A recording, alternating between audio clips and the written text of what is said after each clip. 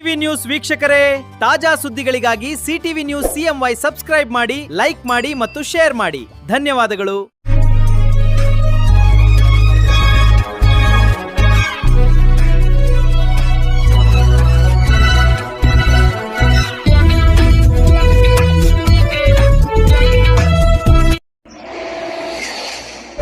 ನಮಸ್ಕಾರ, ಸಿಟಿವಿ ನ್ಯೂಸ್ಗೆ ಸ್ವಾಗತ. ಇದೀಗ ಮುಖ್ಯಾಂಶಗಳು.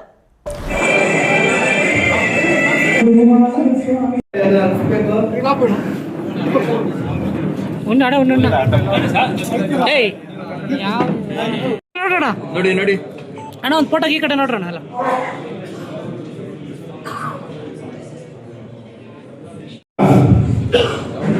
ತಮಗೆಲ್ಲ ಗೊತ್ತಾಗಿದೆ ಇವರ ಮೇಲೆ ಇರುವಂತ ಪ್ರೀತಿ ಎಷ್ಟು.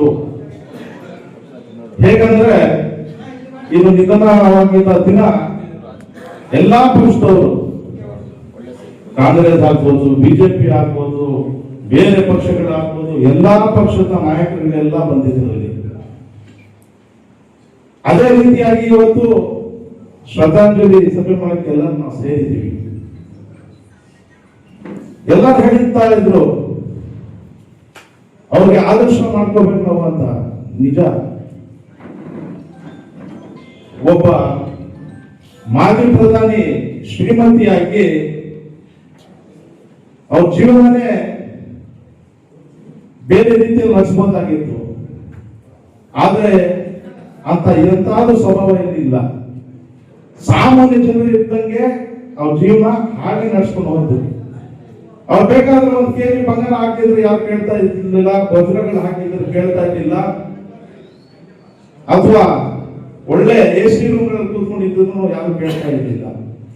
ದೇವೇಗೌಡಜಿ ಅವರ ಫ್ಯಾಮಿಲಿಗೆ ಲಕ್ಷ್ಮೀ ದೇವತೆ ಇದ್ದಂಗೆ ಅವರು. ಬಹುಶಃ ಇವತ್ತು ಏನ್ ಸ್ಥಾನಮಾನಗಳೆಲ್ಲ ಅವ್ರು ಪಡೆದಿದ್ದಾರೆ, ಇನ್ಕ್ಲೂಡಿಂಗ್ ದೇವೇಗೌಡಜಿ ಅವರಾಗಿರ್ಬೋದು, ಕುಮಾರಸ್ವಾಮಿ ಆಗಿರ್ಬೋದು, ರೇವಣ್ಣನಾಗಿರ್ಬೋದು, ನಿಖಿಲ್ ಕುಮಾರಸ್ವಾಮಿ ಆಗಿರ್ಬೋದು, ಯಾರೇ ಇಲ್ಲಿ ಇವತ್ತು ಆ ಸ್ಥಾನಗಳು ಪಡೆಯಬೇಕಾದ್ರೆ ಇವತ್ತು ಚೆನ್ನಮ್ಮಾಜಿಯವರ ಆಶೀರ್ವಾದ ಅಂತ ಹೇಳಕ್ ನಾನು ಇಷ್ಟಪಡ್ತೀನಿ. ಯಾಕಂದ್ರೆ ರಾಜಕೀಯ ಜೀವನದಲ್ಲಿ ನಾವು ಎಷ್ಟು ರಾಜಕೀಯ ಮಾಡಿದ್ರೇನು ನಮ್ಮ ಜೊತೆಗಿರುವಂತ ಲೈಫ್ ಪಾರ್ಟ್ನರ್ ಅಂತ ಇರ್ತದೆ ಅಲ್ಲ, ಆ ಲೈಫ್ ಪಾರ್ಟ್ನರ್ ಸಹಕಾರ ಇರಬೇಕು. ಇದಿದ್ರೆ ಯಾವುದೇ ಕಾರಣಕ್ಕೆ ರಾಜಕೀಯ ಮಾಡಕ್ಕಾಗಲ್ಲ. ರಾಜಕೀಯ ಜೀವನದಲ್ಲಿ ನಾವು ಜನರ ಸೇವೆ ಮಾಡ್ಬೇಕಂತ ಬಂದಿರುವಂತವ್ರು. ಆ ಸೇವೆ ಮಾಡೋ ಸಮಯದಲ್ಲಿ ರಾತ್ರಿ 12 ಆಗತ್ತೋ, 1 ಆಗತ್ತೋ, 2 ಗಂಟೆ ಆಗತ್ತೋ ಹೇಳಕ್ ಆಗಲ್ಲ. ಅಂತ ಸಂದರ್ಭಗಳಲ್ಲಿ ಎಲ್ಲ ಅವ್ರು ನಮ್ಮ ಜೊತೆಯಲ್ಲಿ ಇರ್ಬೇಕಾಗಿರುತ್ತೆ. ಯಾರನ್ನ ಜನರು ಬಂದು ನಮ್ ಭೇಟಿ ಮಾಡ್ಬೇಕಾದ್ರೆ ಗೇಟ್ ಆಚೆಯಿಂದ ನಿಲ್ಸ್ಬಿಟ್ಟು ಮಾತಾಡಿದ್ರೆ ಕೆಲಸ ಆಗಲ್ಲ.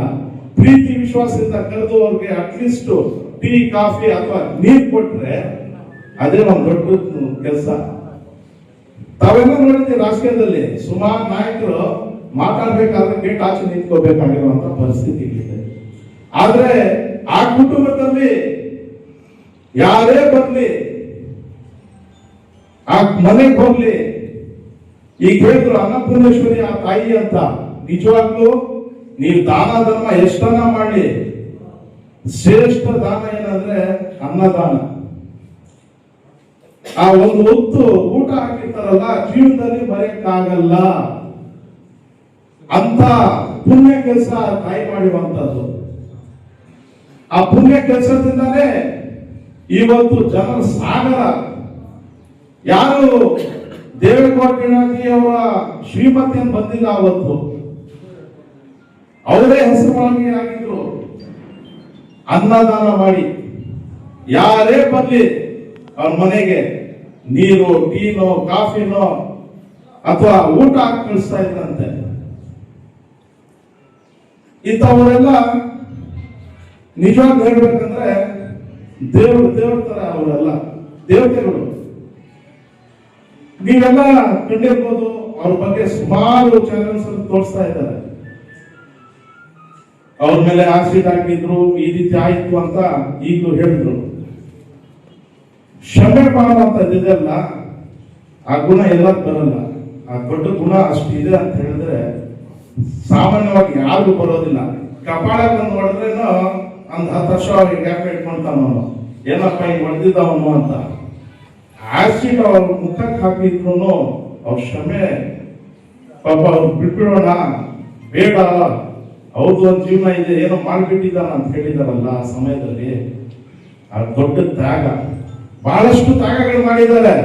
ಒಂದು ಕುಟುಂಬದಲ್ಲಿ ಮೊದಲನೇದಾಗಿ ವಿದ್ಯಾಭ್ಯಾಸ ಕೊಡಿಸೋದೇ ಒಂದು ದೊಡ್ಡ ತ್ಯಾಗ. ಅಷ್ಟು ದೊಡ್ಡ ತ್ಯಾಗ ಮಾಡಿ ಎಲ್ಲ ವಿದ್ಯಾವಂತರು, ಆ ಮಕ್ಕಳಿಗೆಲ್ಲ ವಿದ್ಯಾವಂತರು ಮಾಡಿದ್ದಾರೆ. ಅದ್ರ ಜೊತೆ ದೊಡ್ಡ ರಾಜಕಾರಣಿಗಳಾಗಿದ್ದಾರೆ. ಅದರಲ್ಲಿ ಸುಮಾರು ಮುಖ್ಯಮಂತ್ರಿಗಳು ಆಗಿದ್ದಾರೆ, ಮಾಜಿ ಪ್ರಧಾನಮಂತ್ರಿಗಳು ಆಗಿದ್ದಾರೆ.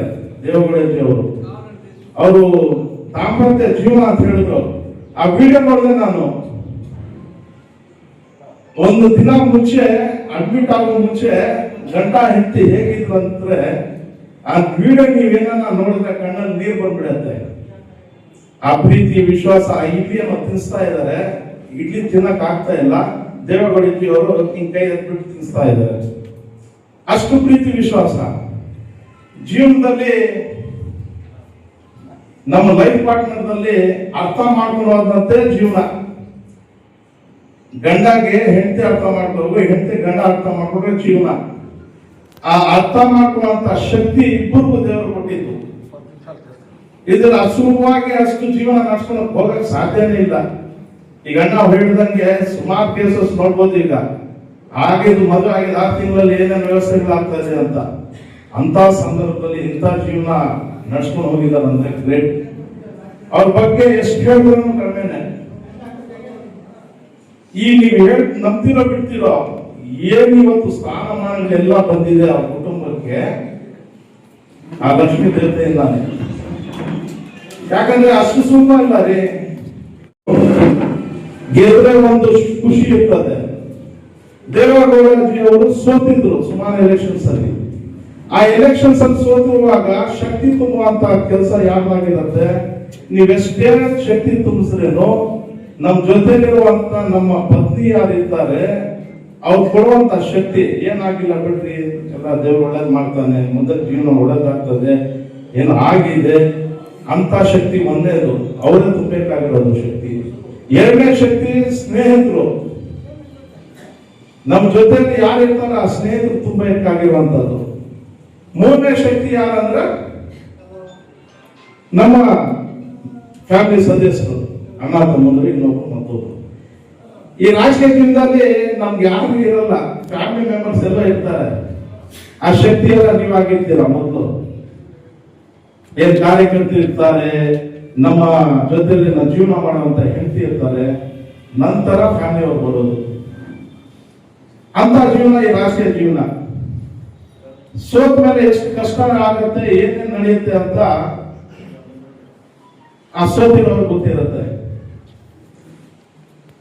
ಆ ಸೋತಿರುವಾಗ ಶಕ್ತಿ ತುಂಬುವಂತದಂತ ಕೆಲಸ ಈ ಫ್ಯಾಮಿಲಿ ಮೆಂಬರ್ಸ್ ಇಂದ ಹಿಡಿದು ಎಲ್ಲ ಹೇಳಿದೆಲ್ಲ ಆ ರೀತಿ ಬಹಳಷ್ಟು ಸಪೋರ್ಟಿವ್ ಆಗಿದ್ದಾರೆ ಅವರು. ಪಾಪ ಆ ವಯಸ್ಸಲ್ಲಿ ದೇವೇಗೌಡಜಿ ಅವರು ಇವತ್ತು ಆ ದೇವರು ಆ ದುಃಖ ಬರೆಸುವಂತ ಶಕ್ತಿ ಅವ್ರು ಕೊಡಬೇಕು. ಯಾಕಂದ್ರೆ ಈಗಲೂ ಕೂಡ ಬೆಳಗ್ಗಿಂದ ರಾತ್ರಿವರೆಗೂ ರಾಜಕಾರಣ ಮಾಡ್ಕೊಂಡು ಬರ್ತಾ ಇದ್ದಾರೆ. ಅಂತ ಸಂದರ್ಭದಲ್ಲಿ ಅವ್ರ ಲೈಫ್ ಪಾರ್ಟ್ನರ್ ಎಷ್ಟೇ ನಮ್ಗೆ ದುಡ್ಡಿರ್ಲಿ, ಕೋಟ್ಯಾಂತರ ರೂಪಾಯಿ ಆಸ್ತಿಗಳಿರ್ಲಿ, ನಮ್ ಜೊತೆಯಲ್ಲಿ ಜೀವನ ಮಾಡುವಂತ ನಮ್ ಲೈಫ್ ಪಾರ್ಟ್ನರ್ ಇಲ್ದಿದ್ರೆ ಅದು ಯಾರು ಕಲ್ತ್ಕೊಂಡಿರ್ತಾರೆ ಅವ್ರು ಕೇಳ್ಬೇಕು ಹೇಗಾಗತ್ತೆ ಅಂತ. ಬಹುಶಃ ಗಂಡ ಸತ್ತೋದ್ರೇನು ಏನ್ ತೊಂದರೆ ಇಲ್ಲ, ಜೀವನ ಮಾಡ್ಕೊಂಡು ಮಹಿಳೆ ಆದವರು ನಡ್ಸ್ಕೊಂಡು ಹೋಗ್ಬಿಡ್ತಾರೆ. ಆದ್ರೆ ಒಂದು ಶ್ರೀಮತಿ ಯಾರೇ ಆಗ್ಲಿ, ಅವ್ರು ತೀರ್ಕೊಂಡ ನಂತರ ಅವ್ರ ಜೀವನ, ಗಂಡನ ಜೀವನ ನಡೆಸಬೇಕು ಬಹಳ ಕಷ್ಟ. ಆ ವಯಸ್ಸಲ್ಲಿ ದೇವೇಗೌಡಜಿ ಅವ್ರಿಗೆ ಮತ್ತೊಮ್ಮೆ ನಾನು ಹೇಳ್ತೀನಿ, ಆ ದೇವರು ಆ ದುಃಖ ಭರಿಸುವಂತ ಶಕ್ತಿ ಅವ್ರಿಗೂ ಮತ್ತು ಅವ್ರ ಕುಟುಂಬಕ್ಕೆ ಕೊಡ್ಲಿ ಅಂತ ಹೇಳ್ತಾ ಮಾತನ್ನು ಮಾತಾಡ್ಕೊಟ್ಟಿದ್ದು ಎಲ್ಲ